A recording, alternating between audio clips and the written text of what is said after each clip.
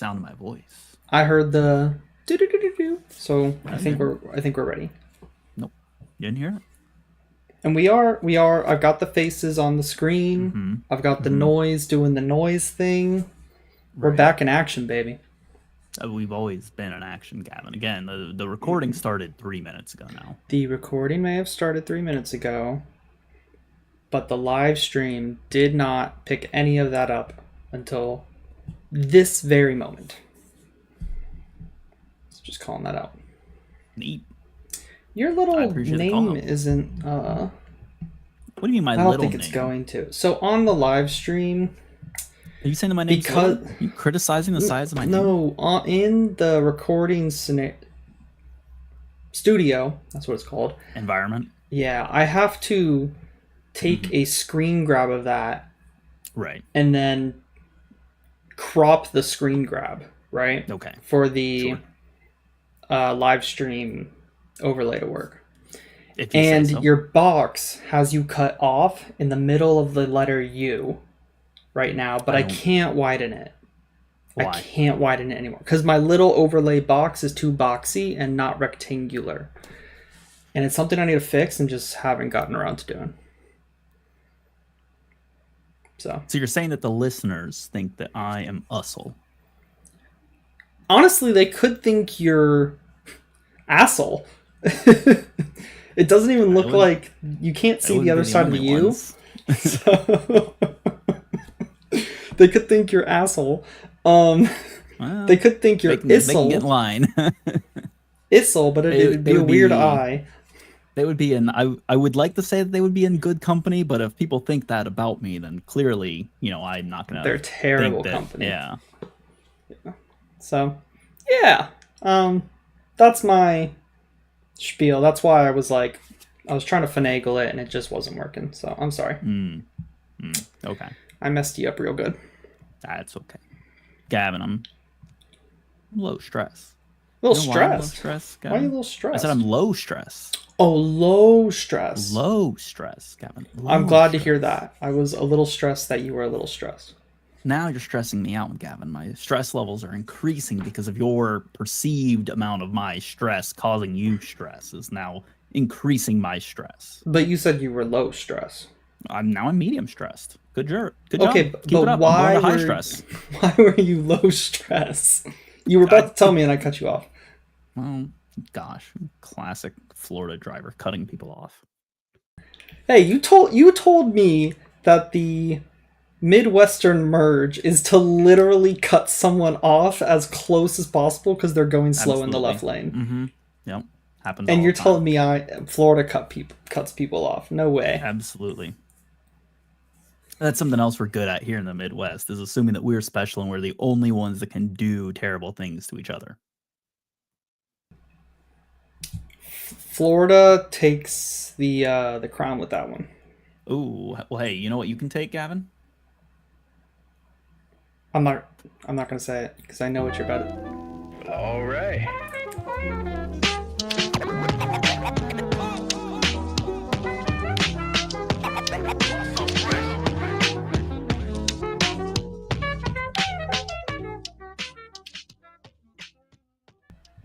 Hello, everyone. Welcome back to the MLS Now podcast. I'm your host, Russell. You can find me on social media at Mr. Danger Russ. And remember, you can find the podcast on social media at MLS Now Podcast. We're back for another week. We're back for another edition of Cutting Gavin Off right when I have taunted him with some statement, waiting for him to reply, only to so rudely hit the music button.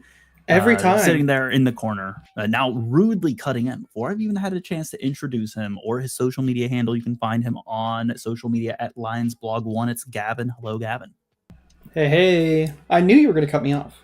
I knew it was coming. If you know that I'm cutting you off, that's why I didn't say anything. You off anymore. That's fair. Yeah, it's like a anticipated interruption. Right. Hey, Gavin. Knock, knock. Who's there? Interrupting cow. Interrupting cow. Ooh. You're so dumb. Okay. You never told me why you were low stress, by the way. Oh, no, I'm just a little stressed today. Having a good day. That's good. I'm glad to hear it. Yeah. From a personal vibe standpoint, that's good to hear. That's right. Vibes are immaculate, Gavin. Let me tell you something. Hey, you know where the vibes aren't immaculate right now? Atlanta? Well, no. I was gonna say in Columbus, or in the hotel of wherever Columbus stayed in Pachuca. Yeah. Not sure if you saw that, Gavin, but apparently the entire team and coaching staff came down with a horrific illness. They had diarrhea and various other issues in their time leading up to the match. So perhaps it can only be rivaled by Lasagna Gate. Just about, yeah. Just about. Mm-hmm. That's got to be terrible. Biggest game you can possibly play in as a player at the current club you're at, and everyone, literally everyone, comes down with sickness. Like, at that point, it's a really bad feeling. So I really do feel bad for Columbus players, coaching staff, fans. I'm sure they want a do-over because they've gotten to this point, and they didn't even get to do it at full strength. So, right. Unfortunate. Well, hey, you know what? You can't say it was for lack of trying, because, they were out on the field. They did have the runs on the field. Ha ha. I hope my jokes aren't too crappy for you, Gavin. Can we get this section over with? Absolutely. How many more did you write down? I haven't written any of these down. They're off the cuff, I don't trust Gavin. You. I don't trust you. Look, I'm just saying, I'm taking my opportunity. Like they say,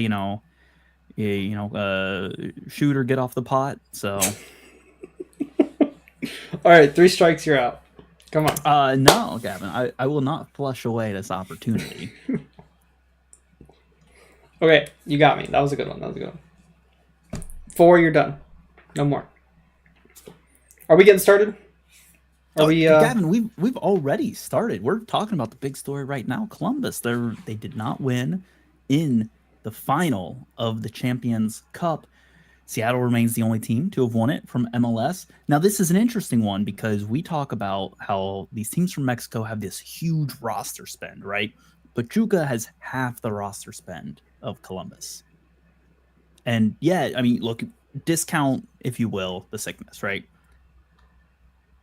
Columbus went to Pachuca, and they had 3 goals scored on them. And they were kept, clean sheet, shut out by Pachuca themselves. Is this Pachuca being a really good team, which they are, for the record? Or is this that, how many excuses do you think are applicable here, if any? Or was this just straight up outcoached, outplayed, so on? Well, I think there are excuses if everyone was sick, like the reports are calling out. I think that's a very fair excuse. Like when your body isn't at 100% and you're playing against a team in the final where everyone's playing to their maximum and you can't reach your actual maximum because of sickness as an entire team. I think that's a very fair excuse. Tiredness, I wouldn't say as much. You know how LAFC last season was, we're tired. Like, yes, I get you're tired, but you could also rotate a bit. And there are ways to mitigate physical and mental fatigue.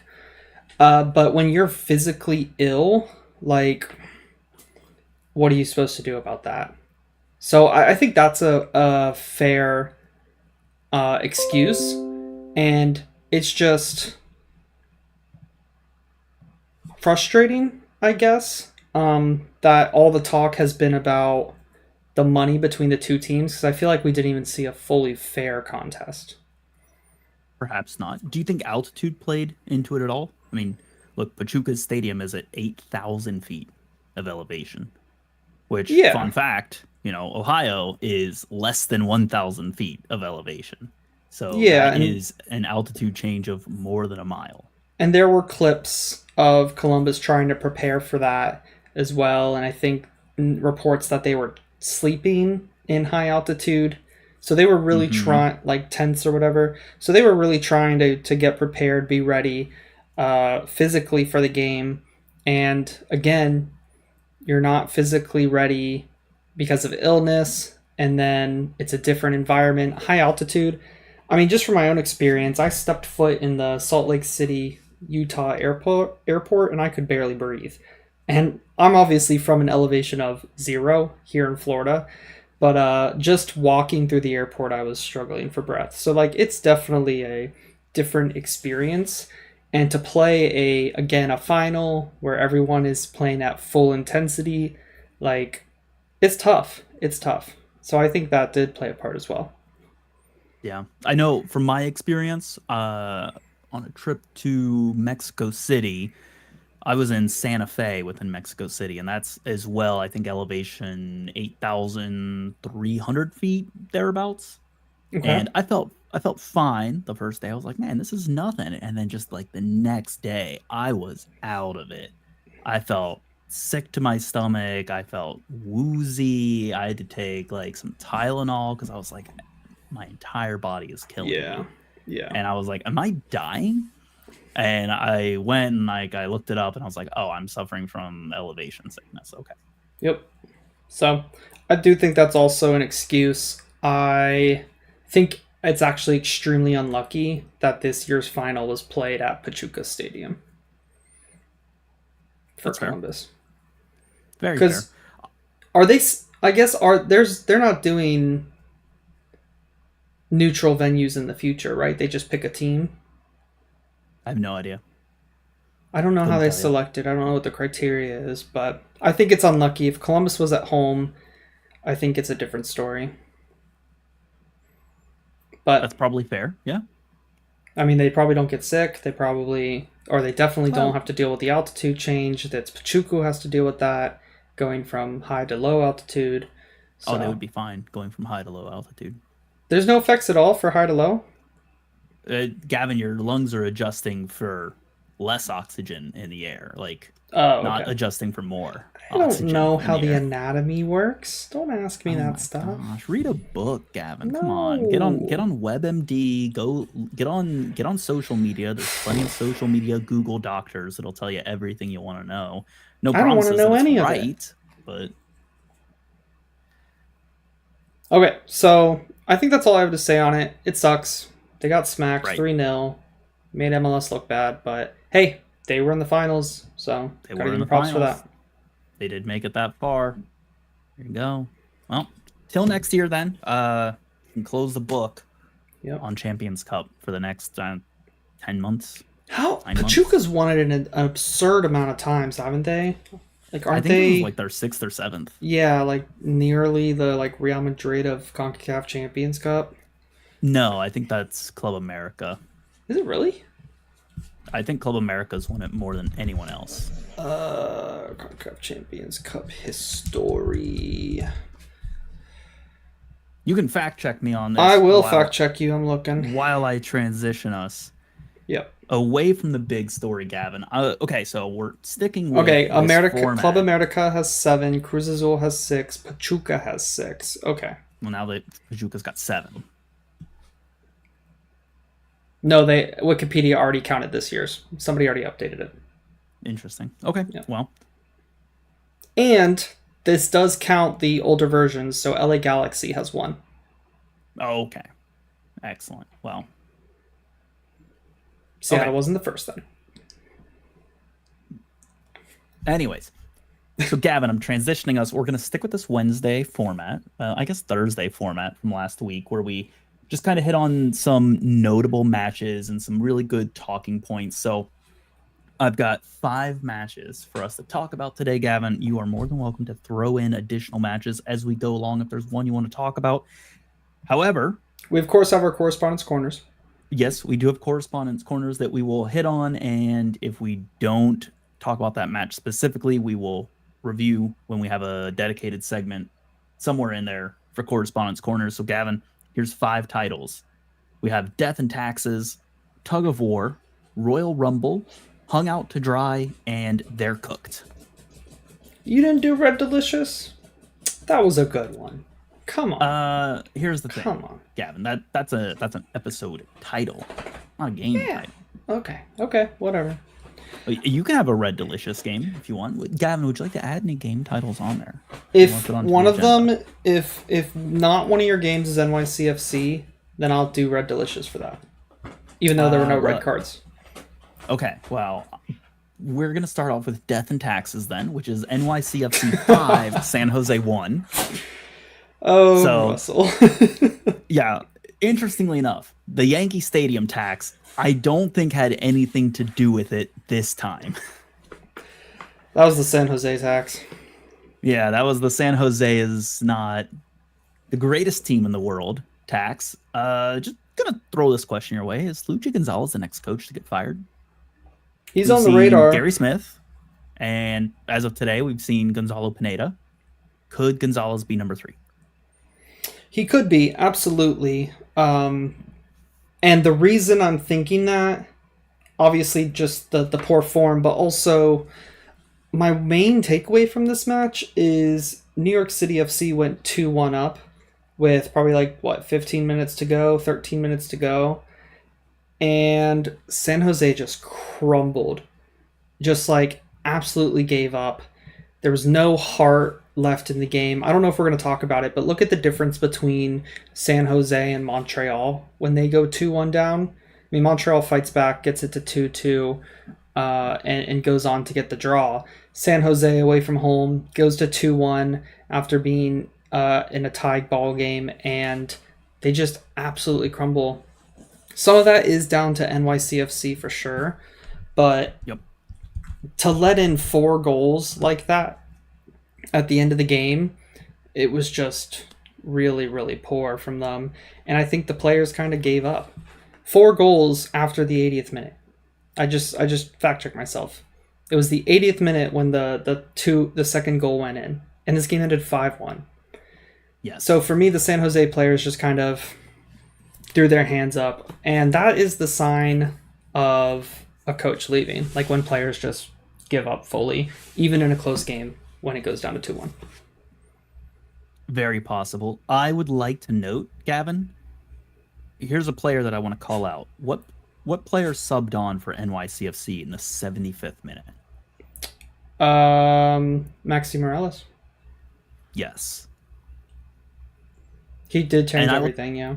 He did change absolutely everything. I mean, that goal came in 5 minutes after, and Morales was making unbelievable passes. I mean, he's so good, Gavin. I was losing my mind. I don't know if you even looked in the group chat, but I was losing my mind about how good Morales was playing in that group chat. I did not see that, as I don't read the group chat, but he came in like a man on fire. Yes, we've been over it. Yeah. But to be fair, the second goal, we're talking about NYC, not Chicago. To be fair, the goal did come from Santi Rodriguez. Morales came in and helped them up the ante, up the pressure, but Rodriguez is the one who does the work to get the ball in the back of the net. And then I feel San Jose just gave up after they were giving NYCFC a hard time all night. It was a pretty even game. I guess not even, but just San Jose kept it close. They didn't give away too many big chances. And it was 1-1, then 2-1, and then you had a hat trick in 10 minutes from Alonso Martinez. That's where I think Maxi Morales really stepped up in the goal department and having a big impact there. Yeah, I think, and again, you can fact check me on this one as well, but I want to say that Maxi Morales might have been the second shot creating action in the goal that led to the go ahead. Probably, yeah. They don't have him listed as an assist here, so I'd have to go on FB Ref, and I don't have that up right now. Well, that's okay. Point being, Gavin, Maxi Morales is a difference maker for NYCFC, and for how hot they are right now, if they have a Maxi Morales coming in who's going to start giving them consistent minutes, they could go on a run. And I can't believe I'm saying that, but they could go on a run and they could be potentially in the Shield conversation. I mean, they're already on a run. I know, and it's unbelievable if you think back to how they started this season. Yeah, they are third in the East, and same games played as Cincinnati. 16 games played and 4 points behind them. And to think of that's just insane to me. So a lot can change in a short amount of time when you go on a good run. So Cushing, props to Cushing and the team for turning it around. And yeah, Maxi Morales could really help boost them to the next level. We do have a quick correspondence corner here from Joe. He says, kicking ass, taking names. Who's hotter than us? Nobody. Is that correct? That might be correct. Yeah, I think NYCFC have, if you filter by a certain level, they might have the best points per game since like a certain cutoff point in time, but I will probably when they started winning.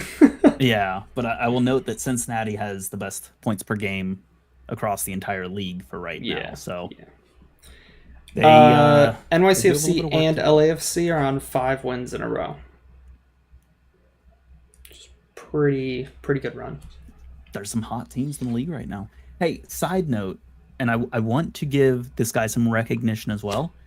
Matt Freese, the goalkeeper for NYCFC, had some really good saves and was very decisive coming off his line when he needed to, because there were several good chances for San Jose, and they had opportunities that if Matt Freese doesn't come off that line, that might turn into quite a strong opportunity. I won't say like a for sure goal because you never know, but it would have turned into a one-on-one or maybe even like something that I would say I expect you more than half the time to score from there. Yeah, Freese has been really good for NYCFC this season. He was good in this match yet again. Underrated pickup by NYCFC recently, and because he was, I think, on the bench for Philadelphia, I want to say. He was a backup. I believe so. Yep. And so those are the types of deals that you got to make in this league to succeed, because you can get someone like that on the cheap wages, and you can go and overspend elsewhere, which NYCFC like to do. Yeah. I will note, he wasn't even the starting goalkeeper last year for NYCFC. He had to earn his way in. Yep. And he actually came into NYCFC also as a number 2, and I was shocked by that. But now they look very smart for having him as the starter. Yep. Well said. So, Gavin, that's all I have to say about, this match. Death and taxes, like I said, 2 things that are inevitable there. Let's add on to that list San Jose losing and Yankee Stadium. But in this case, Yankee Stadium tax was not, I think, a deciding factor. Agreed. All right. Got 4 game titles left for you to go over. Gavin, would you like to pick one? Do you remember what they are? Royal Rumble. Royal Rumble. This one was Philadelphia versus Montreal. And I'm going to lead off with a statistic for you. Just real quick, this was a 2-2 draw at the end of it.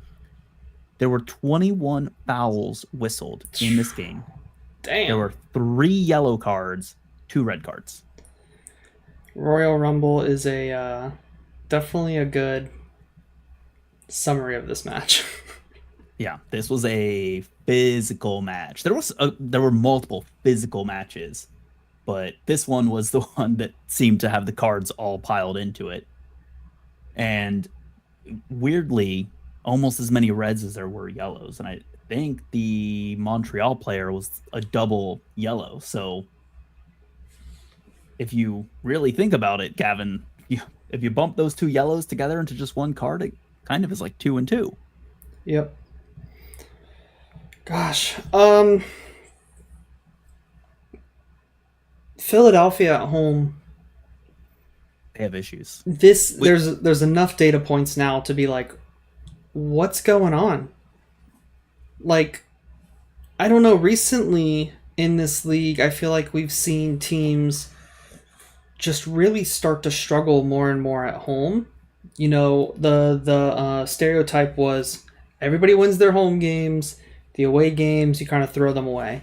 And now it feels like, I don't know if the way that teams are constructed, like they try to be more dominant at home and they just get hit on the counter. But like time and time again, we're starting to see more and more teams struggle at home, and Philadelphia are another one of those teams right now. And you're right, they are really, really struggling in this moment. I want to say I'm pulling up the form guide real quick. I mean, their last win at home was Minnesota, March 30th. Whoa, that is that's what I mean. I want to point out, this is a stat that I had for a different match that we're going to talk about, but that's even worse than Atlanta, whose last home win was March 31st. Oh gosh. All right, I know what one of your other matches, but yeah, and I mean they got one win, and it's the away win at New England when they went down to 10 men in like the 15th minute.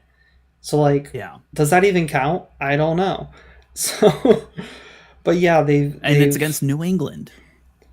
Yeah, New England, exactly. And they've had in that time. Philadelphia had 1, 2, 3, 4, 5, 6 home games. 6 home games in a row without a win is what you could say. And next, they're home against Miami. I'm not worried about that one. You're not worried about them winning? I'm not worried about them. I'm not worried about them losing that one. Look, I'm not going to say that I think they're going to win it. I think it's going to be another draw. Another 2-2, 3-3. Yeah, something like that. Maybe a 3-3. Both teams to score. Definite. Mm-hmm. Oh, that's a locked in bet. Yeah, gotta take that. So, anyways, so yeah, they're struggling. Do you think they're just missing star power right now? Like, I like a lot of the names on their team, but like they're just struggling to get over the line. I think they have defensive issues. Like, they can't hold the ball, and they can't hit on the counterattack in the same way. And like, which is really weird because it's not like their defense changed. It's all the same players. Yeah. Literally all the same players. That's the insane thing, is their defense didn't change, and they went from being a very stout defense to being porous and like they look very mortal this year. Yep. I mean, who's really changed at all in this team? Like, who did they have a big outgoing this offseason? I mean, Kai Wagner was the expected one, but and he stayed.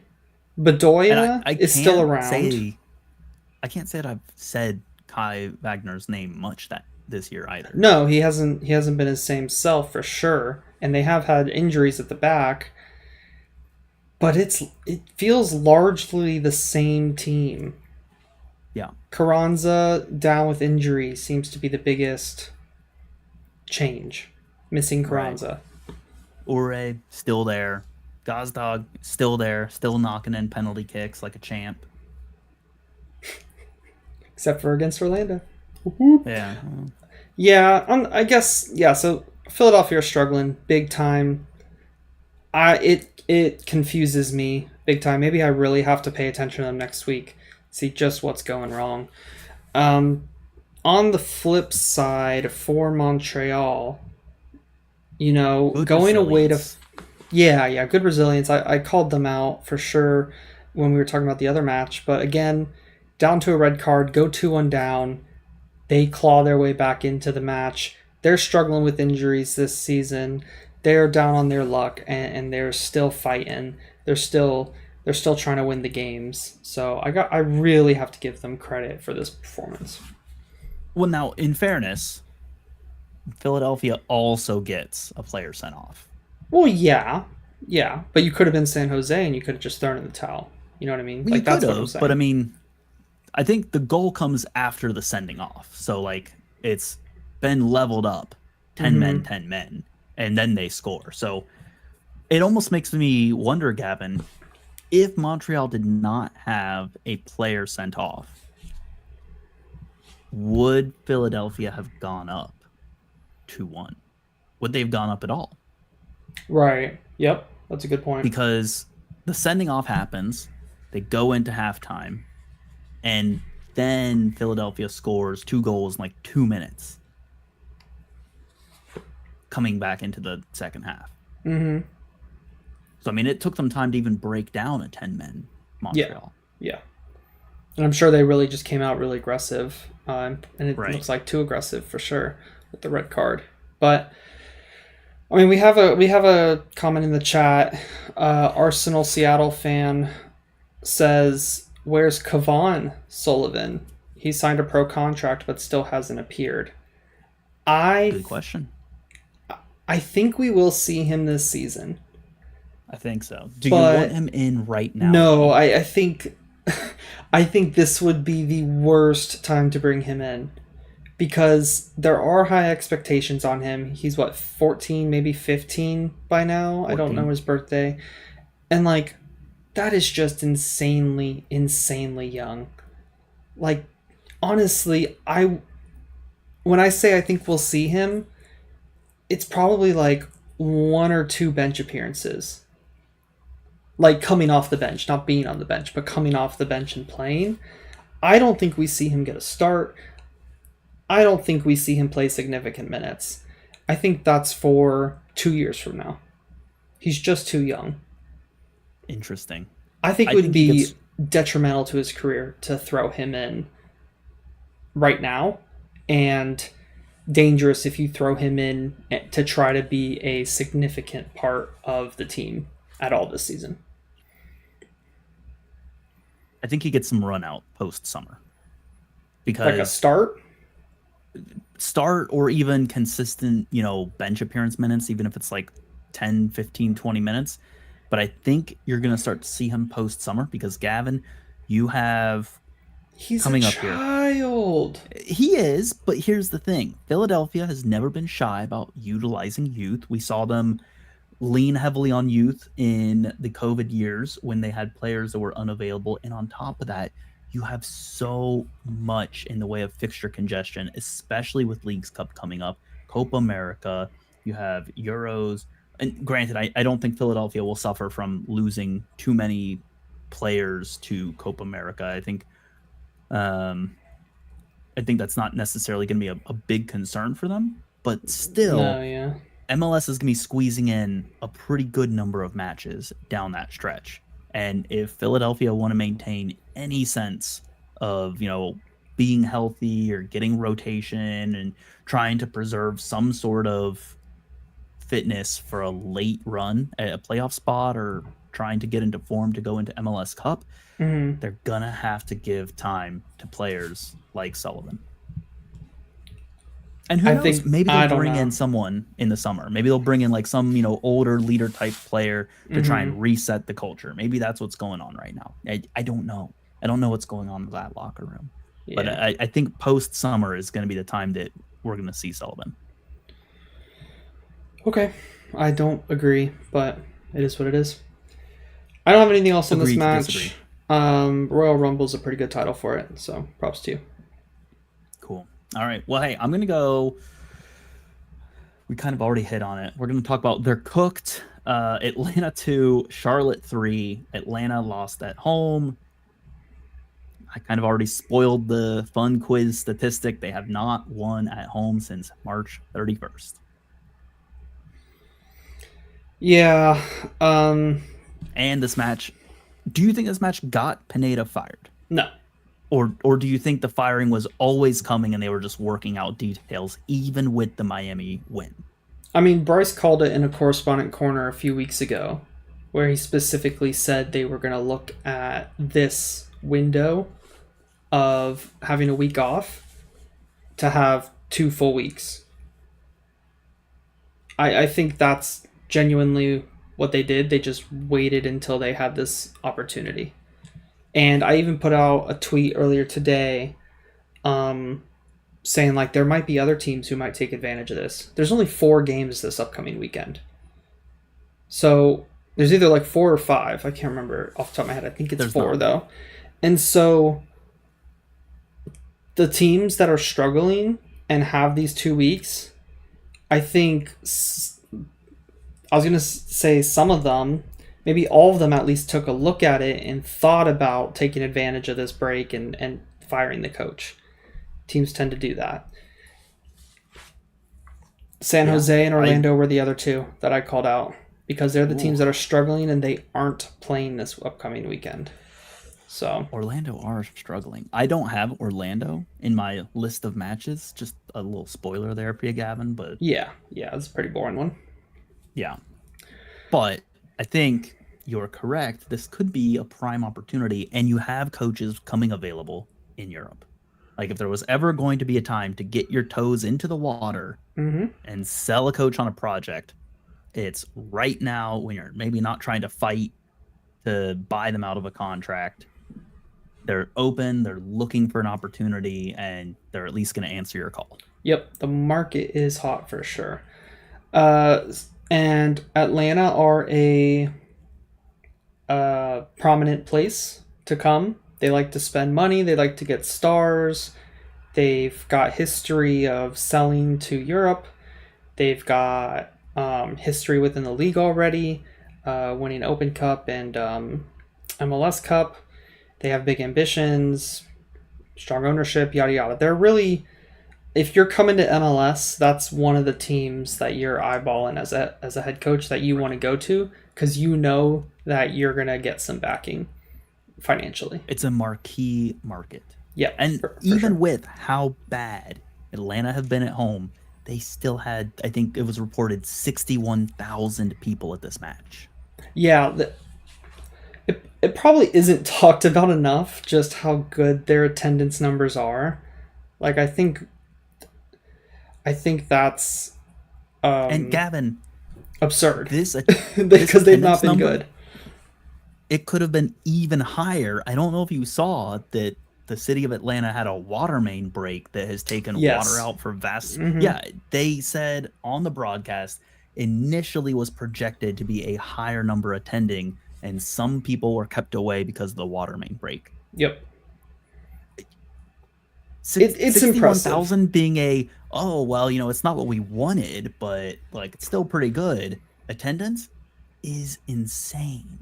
Yeah, the city, the club, the city have really rallied around the club, and the club have done a great job of marketing to their core audience. So I know I don't give them enough props for that, and I really don't think the league do.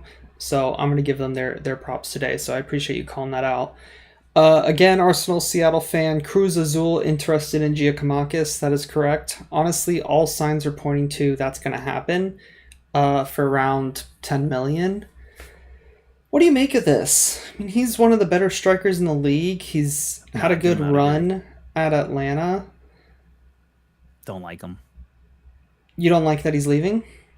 No, I don't like Giacomakis. Every time that he's come to FCC and every time I watch him play, it's just like he frustrates me to watch him, where it's like he'll either try and go down looking for fouls, and like I get it, right? Like that's what you're supposed to do as a striker, unfortunately, in the current iteration of the game, but it's just he's not an enjoyable player to watch. His end product has been very good. Like that's gonna be a challenge to replace, but from like a standpoint of, when I watch a striker, like it's so hard for me to like, it's hard for me to watch him play and be like, yeah, I like that guy. It's just like, oh, this guy's a good striker, but I'm like, but I don't like, I don't want to like see too much of him, if that makes sense. All right, well, let's stop talking about the team that lost for a second. Let's actually give props to the team that won. Charlotte come into Mercedes-Benz and win 3-2. I honestly wasn't expecting that to happen. Charlotte haven't been amazing on their travels this season, so maybe that's just more down to Atlanta being bad. But, I mean, Charlotte were holding on for dear life at the beginning. They come out a totally different team in the second half and put 2 goals in, and it's all of a sudden 3-1, and it's like, whoa, where did that come from? So props to Abada for his brace and for his performance. He was really good, and the team just kind of stuck it out, and so got to give them some love as well. Yeah, we got to give them a lot of love. And again, Gavin, it may be worth noting here, no Swiderski, who was sent on loan, and I guess his loan option was not picked up, so he may or may not be coming back to Charlotte. We don't know. Did Capetti play in this, or is he officially gone? Capetti's gone, isn't he? Yeah, I thought that was announced. I don't. Wasn't I I remember him being gone like unofficially. I know I don't remember if it was officially official, but I like wanna say it was announced already a couple weeks ago. Well, let me check. Let me check. Let me check. anyways, Capetti gone, Swiderski gone. Like, there's not any big name attacking talent star where you would say like this player's name and people would be like, oh, like that's a really like that's a hallmark player. Yeah. I mean, this is a team made up of, I don't want to say supporting cast because that feels wrong to say, and I don't believe that that's what it is. But I think I've said that before. Yeah, I know you've said that before, and I'm trying to say good things about Charlotte in their win here, but you have a very aligned team where no player is standing head and shoulders above the others, and it's working. And Dean Smith is getting excellent buy-in from his players. Is it is working? The way I'm going to phrase that. I'm furrowing my brow at you. You can't see me. Is it working? I guess for now. Yeah, I mean, look, they're stalwarts at home, right? And we just talked about this. Like, in MLS, the traditional view has been, do well at home, and if you can get a point on the road, or even if you don't, whatever. But, like, they've been solid at home. Here they are. They're going to Atlanta. You remember how Austin was in third a few weeks ago, and I was like, right, they don't feel like they should be that high, and then they kind of started dipping down. Absolutely, that's kind of how I feel about Charlotte right now in fifth. I think Charlotte will stay mid-table. I think they're certainly not going to be above your like Cincinnati, Miami, your NYCFCs. I don't like, nothing in my mind is telling me that they're going to get even close to those teams. I see them as a playoff bubble team. 7, 8, 9. I see them as like a 6, 7, 8. Okay, so I've got them a little lower than you, barely. But okay, we did get fact checked, by the way. Towards the side. We got fact checked. More specifically, you got fact checked. Arsenal Seattle fans, our data analyst today. He said Capetti's been gone for 2 weeks. He went to Rosario Central, or Rosario Central, or however you say it. So that was announced, and then I did see a rumor that Swiderski, even though he helped the team get promotion or stay up, one or the other, his purchase clause isn't being taken, so he is coming back, but we don't know for how long. I don't know if we even know if he's coming back. Like, would he even want to show up? Like, well, if he's getting paid, he better play.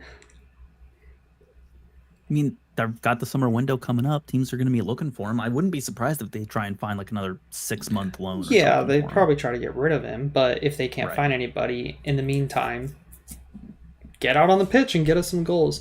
I think it's fair to say that they're a team made up of no stars, of supporting cast members.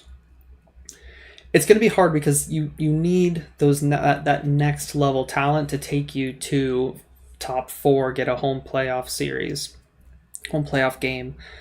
But you have to find someone who's willing to slot into that system. And that's the hard balance that all these types of teams who go more workman-like have to balance. So it's difficult, and we'll see how Charlotte do it. They haven't been doing great in the transfer market since they've become a club, in my opinion. So we'll see what they do. Yeah, I'm still suspicious of their ability to bring in players, but Dean Smith, I think, manages very well when you have no huge name stars, and that could help Charlotte, especially with their track record on transfers. For sure. All right, I don't remember any of the rest of the names, so you got to pick another one. All right, we've got 2 others to go over. We have Tug of War and Hung Out to Dry. Oh shoot, I forgot we had a corresponding corner from Bryce. Oh my god. Wait, did we? No, we didn't. No, we didn't. He said in the group chat that he's going to save his words for David when they record later this week. And Philadelphia didn't have... Not Philadelphia. Charlotte didn't have one either. Okay, sorry, my bad. All right, yeah, DC Toronto. Is that who you talked about? What?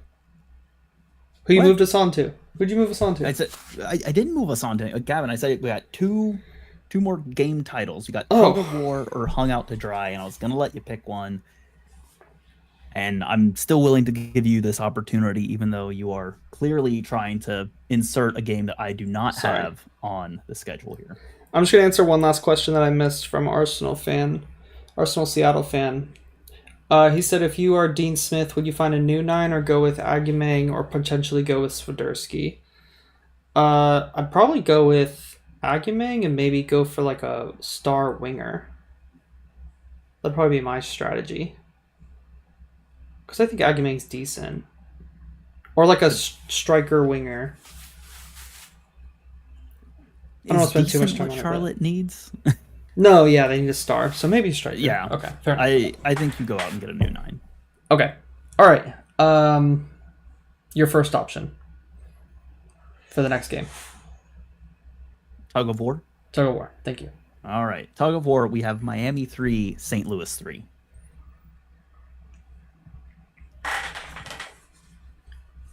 You all right there, Gavin? Yeah, I'm thinking. This was quite a match. This was definitely a soccer match of all time. Hey, here's a fun stat for you. There were 24 fouls called in this match. Do you know how many of those fouls were called on Miami and how many were called on St. Louis? 24. 24. Yep. 7 for Miami. Was that 17 for St. Louis? That's a decent guess. You're close. 5 on Miami, 19 on St. Louis. Holy crap. Yeah. Wow. Yeah, that seems to be the way, unfortunately. It really does seem to be the way. And they only got a tie. They got a tie. And, like, here's the thing. St. Louis went up 3 times. Yeah. Yeah, they did. It was a fun match. Unbelievable. Yeah, really fun match. I mean, St. Louis scores, Messi pulls one back. St. Louis scores, Suarez pulls one back. St. Louis scores, who was it? Was it Messi again? Jordi Alba assist? Oh, yeah, Jordi Alba goal. Yeah, Jordi Alba goal, Messi assist? No, Gressel got the assist. Okay. Yeah, it was a really good through ball from Gressel. It was definitely the Jordi Alba show. He got a goal and 2 assists in this match. So it was his turn to kind of step up and be the guy. He's going to have to step up and be the guy multiple times over the next month. Yep. So for sure. So I call this one tug of war, Gavin, because despite what your possession statistics might read, despite what your fouls might read, this game actually felt much more back and forth than what the numbers would actually tell you. Yeah, well, yeah. What do you mean by back and forth? Like both teams creating chances back and forth? Yeah, both teams creating chances back and forth. The way that the momentum would swing, because it wasn't like Miami had 2/3 of the possession and dominated momentum, and St. Louis were just like hitting occasionally where it's just like, oh my gosh, I didn't see this coming from anywhere. Like St. Louis looked threatening throughout large stretches of this match, and so did Miami. Yeah. You know, it's like it really felt like a pendulum going back and forth on the momentum. I agree with that 100%. Maybe I'll start with Miami since we have a St. Louis correspondent corner. Take us away. I can't believe... Really? Matthew didn't say anything for Miami? He hasn't said anything in a few weeks, unless I missed it. I'll go check one more time. Oh, he just put something in the chat 10 minutes ago, so now we got one for both. Thanks for making me look. What's with the comeback?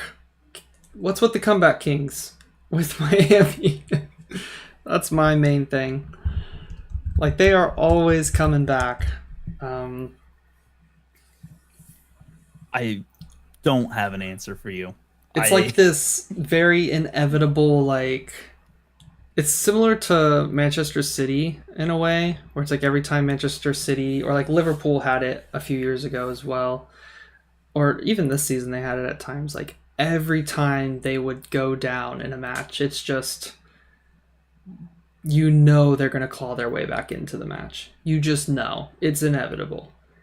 Like, Miami have that inevitability right now where even when they go down 2 goals, you know they're still in that match. Theory. Miami teams come out being like, we gotta really, like, we're against Messi, we're against Jordi Alba, or Suarez or Busquets, or whoever. All of them.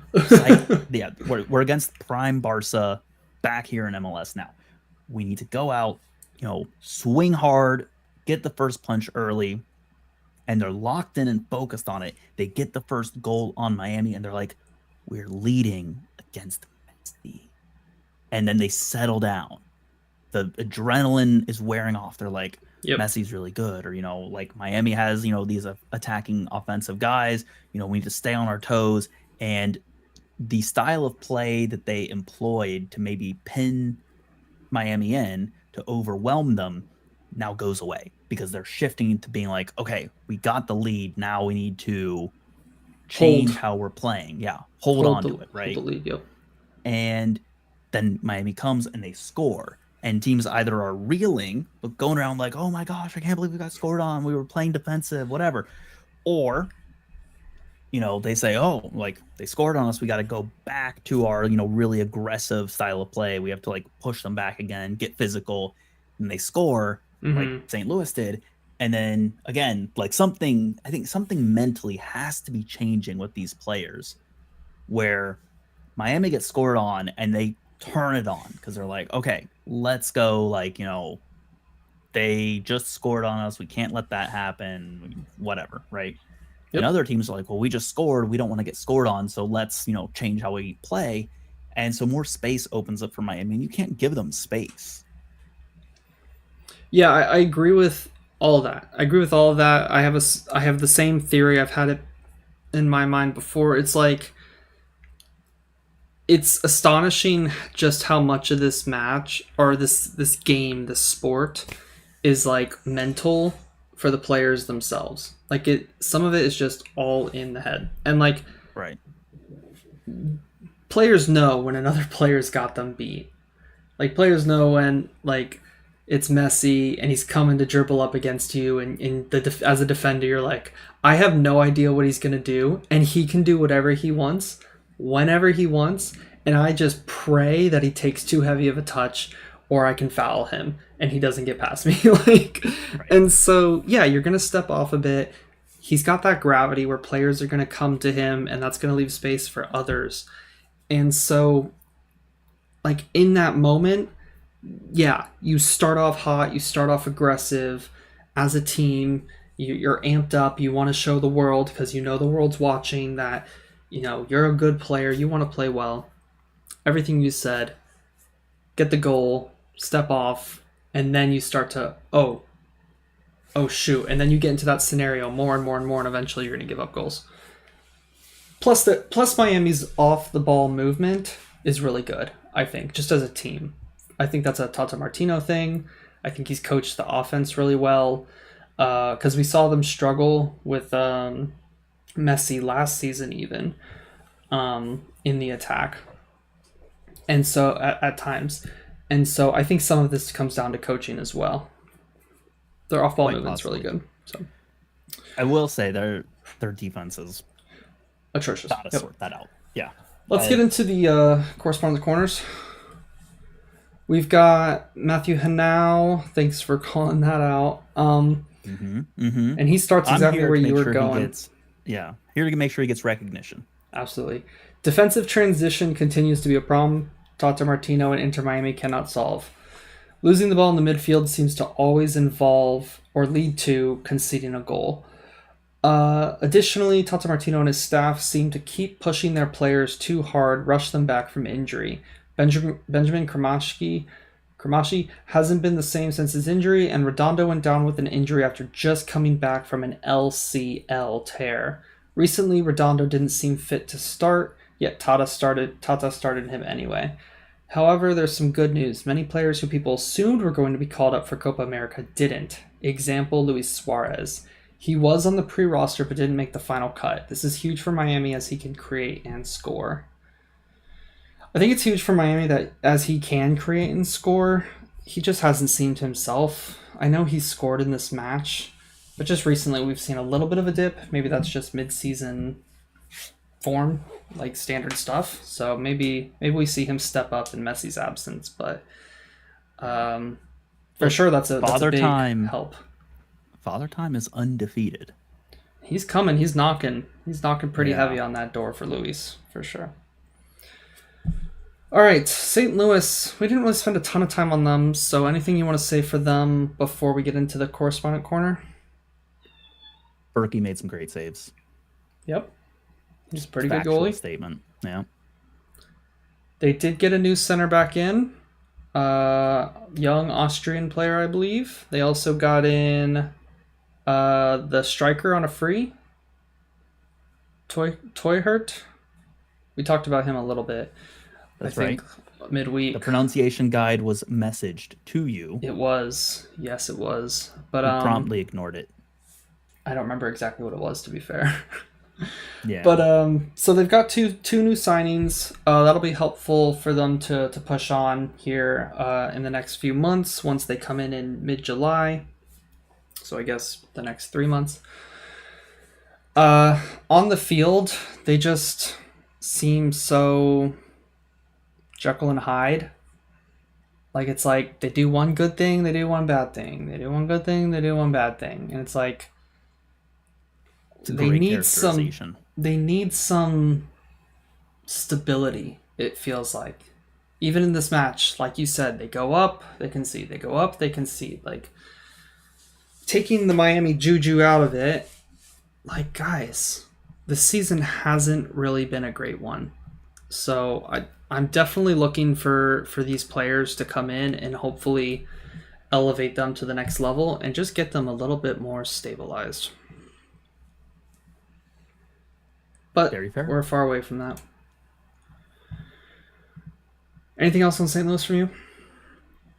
No, their backline looked very weak in this match. Yep. So bringing in a new center back will do some good for them. I'm worried about their defense, either in like the fullback or a wingback type position. Jordi Alba absolutely feasted there over the weekend. I mean, 1 goal, 2 assists. It's just, granted, maybe you say it's an off match, but I think there's some data points there that say their defense out wide, and then once you get behind the center backs, is in need of some TLC. Mm-hmm.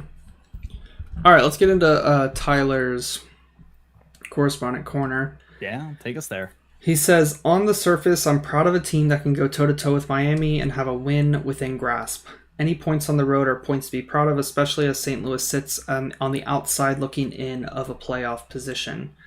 Looking at it as a representation of the season, it's also encouraging to see that the best available 11 can play largely a complete game. In the context of what I wouldn't call that a complete game. Maybe I'm wrong. Maybe it's just Miami's just that good. Sorry. In the context of what we've seen lately, I'm hoping, probably against hope, that this team will rally itself around its potential, but I have concerns. Tim Parker will go down as St. Louis legend, but he may also be the first St. Louis player ever to age out of contention. The man is just lacking a step. There's also a bad pattern of playing exactly to the opponent. How can a team that gives a desperate Seattle 3 points turn around and perform like this? There needs to be more going on strategically to own games and assert what can be a winning squad. A favorable run of games is coming before the cup break. St. Louis has to be top 8 by then. Who they got next? They have Seattle next, don't they? No. Home against Portland. They would hope to win that one. I would hope they win. That's a both teams to score kind of game. Away to Oh, no, that's Portland's match. Why did it do that? I wanted St. Louis's matches. Hold on. I'm all over the shop here. Home against Portland. Gosh. Away to FC Dallas. I might recommend, Gavin, what you can do is you can go onto this thing called Google.com. I'm on Google. Google.com. I'm on it. Google St. Louis City. I just clicked the wrong thing. Schedule. Home to Portland, away to Dallas, home to Colorado, home to Atlanta, away to Vancouver, home to San Jose. The thing is, I'm going to go with my, like, theory. Mm-hmm. Like, that doesn't look like a really easy run to them. Like, on paper, those teams aren't great. But, like, you know how I've explained before, like, when you look at the badges, and it's like, could I see them winning? Yeah, I could see them winning, but it's not like a lock. Yeah. Yeah. And so that tells me where they are as a team. Which it doesn't surprise me they're outside the playoffs. Okay. Let's go to your last match. My last match hung out to dry. Salt Lake 5, Austin 1. You picked 5 matches, you didn't pick the Toronto match? No. You're an absurd man. I'm not an absurd man. I'm just a man. Okay. So it sounds like you want to talk about the Toronto match. We'll hit on that later. They completely blew it. And I'm still mad at them that they completely blew your parlay. I mean, what a collapse for Toronto. Yeah. You're going to set me onto a tangent about how disappointing and disappointed I am in that team and how they should be in themselves. But look, Gavin, right here, right now, we're talking about Salt Lake 5, Austin 1, Chicho Arango, hat trick, Julio brace, RSL, Shield contenders, surely. Yes. Okay. Sorry, I took a second for me to register that.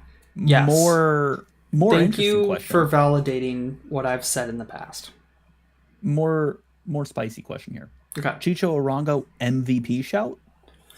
MVP's a tough one this year, other than Messi, because we know he's going to win it. But, like... We do know he's going to win it. So, like, there's MVP, and then there's real MVP. Right. So Messi's going to win the MVP, but who's, like, the real MVP? Whoever gets second place in the MVP, gets real MVP. Yeah, the non-Messi year MVP. If Messi wasn't here. He's up there for sure. I think Evander's up there. I think he's had a really good season for Portland. I'm trying to think of who else is in it. Well, no, he won't be in it, but I think he should be. I don't think so. It's to me, it's not just the goals and assists; it's just the performances in general. Mm-hmm. I don't know his exact stats. I'm looking them up. I think it's got to be impact on the team. And when Hani won MVP, Nashville was like nowhere near the best team, but he was clearly like far and away the most instrumental player in the league and basically carrying an entire team. And so Evander has 7 goals, 8 assists right now. Right. What's Chicho at? Chicho might have more goals than Evander has goals and assists. Yeah. Isn't he at like 16? Is he that high? 15 or 16. Sorry if y'all can hear me typing. There. Oh my gosh. I don't like Get a noise filter, I don't Gavin. like it. Come on. I'm sorry. All right, hold on. Oh my gosh. It's loading. Yeah, he's at 16. Okay. He's at 16 goals and 9 assists. MLS assists, so I don't know his real assists. But still, that's absurd. That's what MLS considers them. So, I wish they would stop that. Go ahead. Tell me that Evander should be in the conversation when there's a man who has more goals than Evander has goals and assists. And when he has more assists, he has more assists Evander has too. Goals or assists. Okay, real assists, Arango has 4. I don't care about Gavin. I care about real assists. Okay, well, it's not the real stat. I care about real assists. It's not what MLS reports. MLS is a fraud league for that. Careful there. Careful. Straying away from the brand here. Fraud watch. Stupid league and their stupid second assists. Look, Evander's on 6 assists and real world assists. Okay. How many real world goals does he have though? 7. Take away the penalty kicks. Yeah. I don't know. I'm not looking that up. But I think he is not carrying that offense, but I think he's just been one of the better players in the league. Okay, Chicho Arango, yes. MVP, yes, for sure. Maybe all the voters will try to be hipster and be like, oh, everyone thinks it's going to be Messi, so I'm not going to vote Messi as number 1. I'll put him at like number 2, and I'll be hipster. And then they all do it, and Messi won't get MVP. That's not what's going to happen. I'll tell you that right now. And you know this. I do know this. It's depressing. Because I'm going to tell you right now, Gavin, people are going to look at Messi's per 90. And they're going to be like, yeah, he didn't play as many matches, but look at his per 90. When he was on the field, it was unbelievable. Which, that's fair. Just on Arango, I mean, all there is to talk about really is the goal. The audacity of the man to take that shot and the quality to pull it off. It's just world class. He was feeling himself. He's just sitting there. He's looking in the other direction. He knows exactly what he's going to do. He knows exactly what he's going to do. He's looking in the other direction. Oh, pop my head up. Shot. Dude, he's going to make the smart choice. Get that man Continental Tire advertisement. Brilliant. Yeah. So that was great to see. On the RSL side, we do have a quick correspondence corner from Mike. All he says is the boys are cooking. And yeah, they are. Yeah. They are cooking up something fresh in the kitchen. Yeah, they're making some jerky out of teams. Hanging out to dry. Some salt from the Salt Lake. And Austin, I've got nothing. They just too open at the back. RSL could have had 6 or 7 in this match. Maybe 5 if you take away the 62-yard goal. Maybe 5 is correct. But it felt like it could have been more than just the 5. And they just look a totally different team than... Was it last season? No, it was 2 seasons ago. Every single season, Gavin. They look unbelievable right now. Which is a shame because some... Oh, sorry. I thought you were... No. I was saying Austin looked like a completely different team than they looked 2 seasons ago. Correct. And when they looked like a good team. Yeah, and last season they were a bad team, right? But then this season they're kind of inconsistent. They're on a roller coaster. They're on Josh Wolf's wild ride. I think he's up for hot seat as well. He's been around a long time now, and so with no real results. I think he's got a warm seat. I don't know if it's a hot seat. Because, like, where do Austin sit right now? I think they're like 7th or 8th. Yeah, I have a hard time seeing Austin fire Josh Wolf. Not right now, no, but like I think he could go this season if they go on a bad run. Like they went on a bad run last season, they didn't fire him. Yeah. I think this year if they go on another bad run, I could see him going. So I could see it, yeah. And they're a team that, every new team promises a lot when they come into the league, but they promised a lot. They've got a good culture there in the fan base, and they're just not really delivering right now. Very true. So very true. All right. That's your 5. That's my 5. Gavin, do you want to talk about the match that you really, really want to talk about? I mean, we don't have to spend too much time on it. DC United 2, Toronto 2. This was just a fun match this weekend. Toronto go 2-0 up away from home, and then they utterly collapse in the last 10-15 minutes. Bernadeschi gets a ridiculous red card, kicking the ball away while already on a yellow card. Annoying, but has to be given. Letter of the law. Yeah. We talked about that via text. We did talk about that via text. And then just a dumb penalty to give away. Was it Gomes?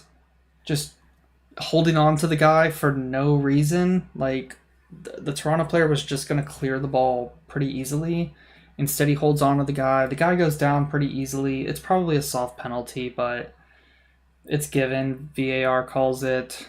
And then Cleach steps up and slots it home.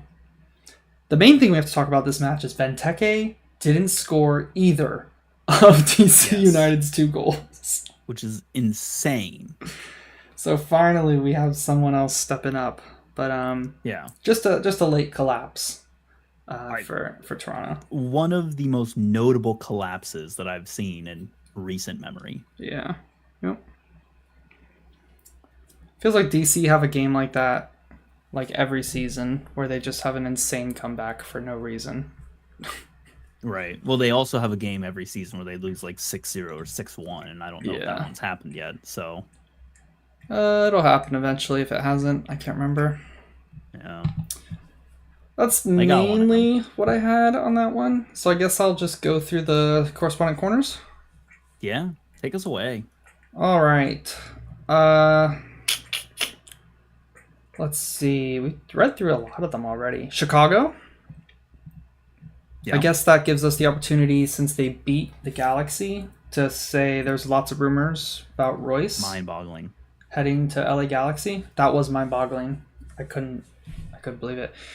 I was stunned that Chicago got a win, much less over LA Galaxy. Yeah. Tim says, Fire got their first win in 10 matches and have now slid into a 3-game undefeated streak as the first half of the season draws to a close. It's their first win over the Galaxy since 2010 and their first home win over them since 2006. Incidentally, the last year the Fire won a major trophy. That's insane.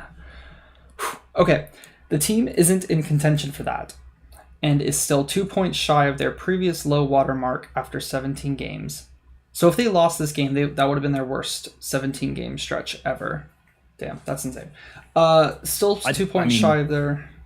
I think they can still do that. Okay, right? Fair. Maybe, yeah. Are they at 17 or are they at 16? I think they just hit 17 games. Oh, okay. Well, there you go. I think that's what he's saying. They're like 2 points over. Yeah, they're at 17 games. Oh, okay. Yep. Gotcha. Maybe I'm reading it wrong. I see what you're saying. This team isn't in contention for that and is still 2 points shy of their previous low water mark after 17 games, but has started to look like a real team. What changed? Question mark. Shaqiri left and the squad shifted to 3 center backs, with Carlos Terán tasked with man-marking the best offensive player and Acosta as the lone defensive mid ahead of Fabian Herbers and Brian Gutierrez, who has started playing at the level his new contract suggests he should. The Fire are still in a deep hole, but there's still a lot of soccer to be played, and more performances like this will at least make the second half of the season worth watching for Fire fans. Minnesota, we have just a quick one. So Mike said the boys are cooking, and Maddie for Minnesota says same, to be honest. As they beat SKC 3-1 this weekend. On the SK... Yeah, he never will. Oh, he never... Okay, legitimate consideration. Could we see Vermees actually go this year? Maybe, if they keep playing like this. But we've seen them bounce back like last year, but they are bottom of the West right now. And yeah, it's later in the year this time. That's true. It's very true. We shall see. SKC Spins says, I never thought promotion relegation added much to anything, but right now we belong in the USL or USL Championship. Yeah, Isn't so USL Championship the higher tier? Yeah, it might be USL 1 and USL Championship or something like that.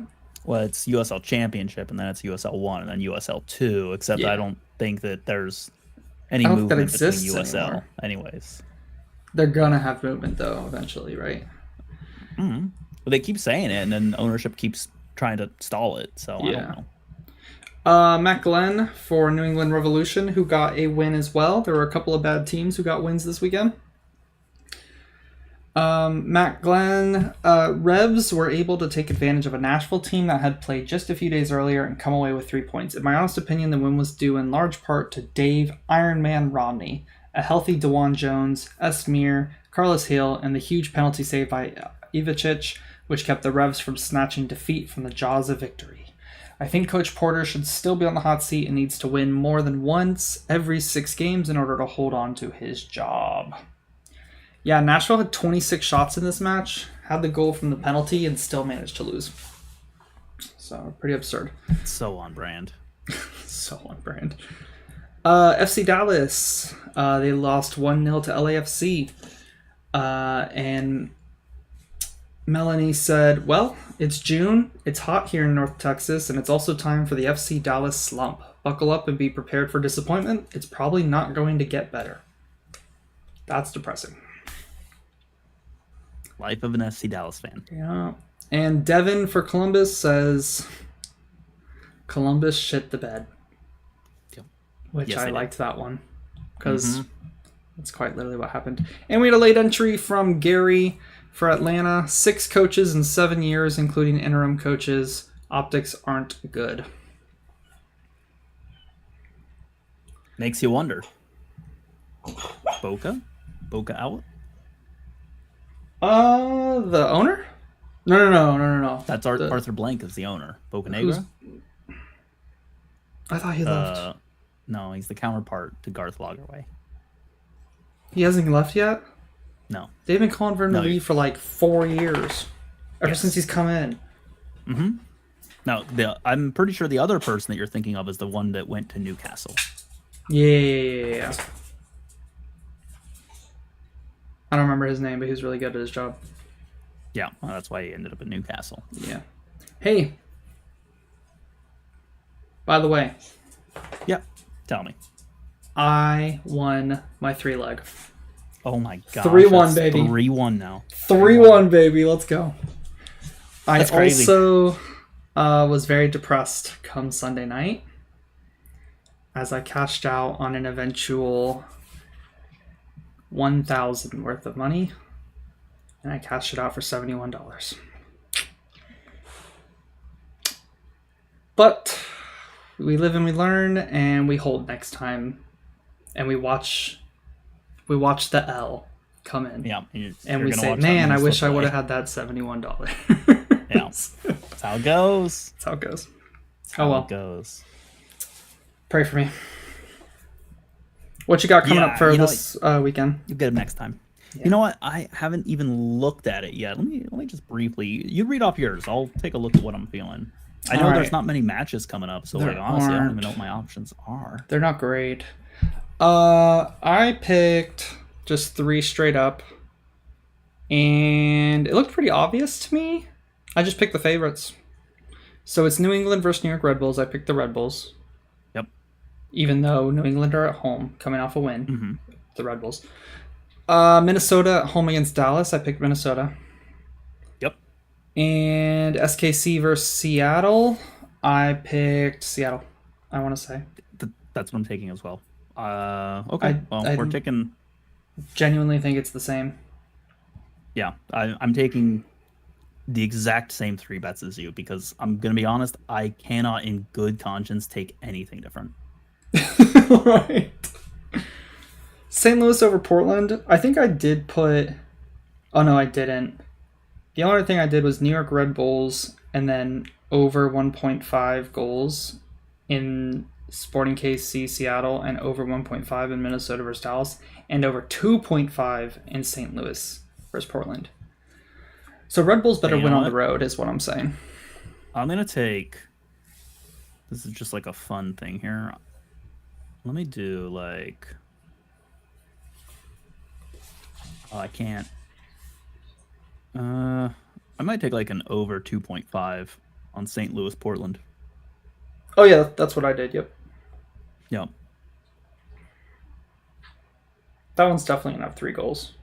I'd be shocked if it didn't. You know what? I'm gonna take over 3.5. Okay.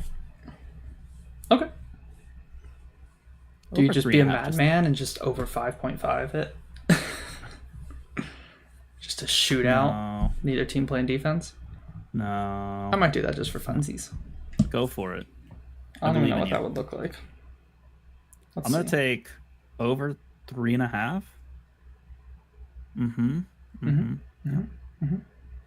We'll see. Maybe I'll find some other things to combine with it later in the week because some of like these parlay things aren't available yet. Over 5.5 is a plus 550. not nearly high enough to convince me to want to take that. No. Okay, cool. I right. think that's it. I had to call out that I won my 3-leg finally. And I know Galaxy got you last week. Oh boy, did they. Yeah.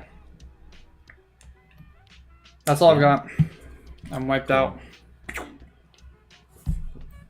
Sounds good. Well, hey, Gavin, we kept it relatively short. But somehow we actually spent more time talking about each match. Like keeping these into small number of matches. We did that in the midweek too. We had lesser matches, but we spent longer on each match. So we did. Well, I'll say this. I like this format. It's fun. It lets us really go more into the weeds on these teams. But hey, for the listeners, if you don't like this format, you can find us on social media. Reach out to us at the MLS Now Podcast on social media at MLS Now Podcast. You can also feel free to give any feedback if it's negative directly to Gavin at Lions Blog 1. All compliments can be directed towards me at Mr. Danger Russ. Gavin, is there anything else I'm missing here before we close it out? If you want to be a correspondent, reach out. We don't need only one per team. You can write articles, you can contribute to the episodes, and we read out all the correspondent corners, as you know. You'll join our group chat where there's always chat going on that I don't read. So, yeah, hit us up for that as well. But thanks for listening. We really appreciate it. Absolutely. Well, like always, Gavin, listeners, till next time. Till next time.